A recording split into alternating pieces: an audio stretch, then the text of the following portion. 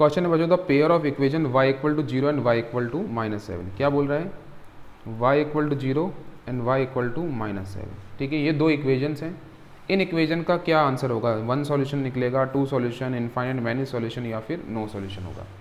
अब सबसे इंपॉर्टेंट बात बच्चों ये है कि अगर आपको कुछ ऐसा दिया जाता है जैसे y इक्वल टू के, अब ये k क्या है? कोई भी कांस्टेंट वैल्यू, जैसे यहाँ 0 है, -7, कुछ भी आ सकता है।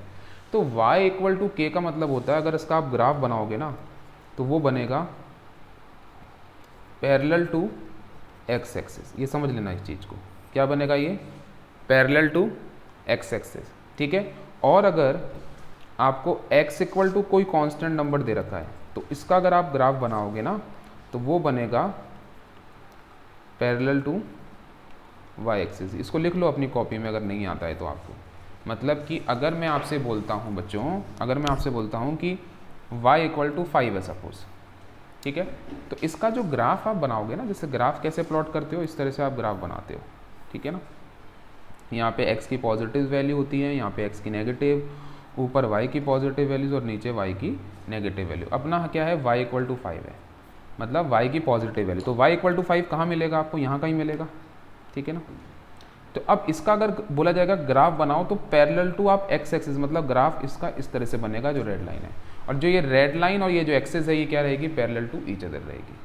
तो आपके पास अगर y की कोई वैल्यू है उसका ग्राफ बनाओगे तो वो x के हरदम पैरेलल बनेगा, x की कुछ वैल्यू उसका ग्राफ बनाओगे तो हरदम y के पैरेलल बनेगा। ये चीज़ आपको हरदम ध्यान रखनी है। समझ में आ रही बात? तो हमारे पास जो इक्वेशन है वो है y equal to 0 and y equal to -7। क्या इक्वेशन है? y equal to 0 and y equal to -7। अब y इक्वल टू 0, तो अगेन मैं एक बार ग्राफ बना लेता हूँ।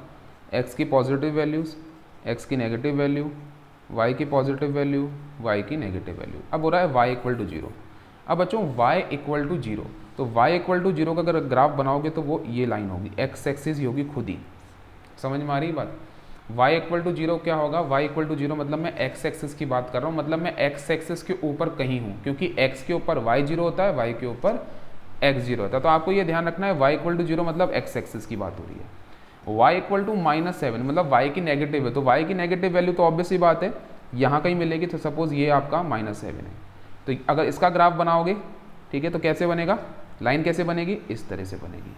तो आप देख सकते हो बच्चों, ये ग्रीन लाइन और ये ऑरेंज लाइन, ये कैसी है? Parallel to each other. और पैरेलल लाइंस का मतलब क्या सीखा हम लोगों ने? पैरेलल लाइन का मतलब हम लोगों ने क्या सीखा है भाई? अभी मैंने आपको क्या बताया, ऊपर क्या बताया मैंने?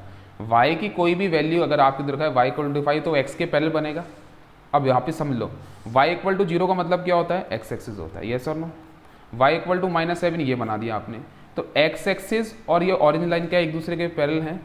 यस, पैरेलल है। और पैरेलल का मतलब क्या होता है? पैरेलल लाइंस का मतलब होता है नो सॉल्यूशन। तो इस क्वेश्चन का आंसर है नो सॉल्यूशन। तो which option is correct? Option number D is correct.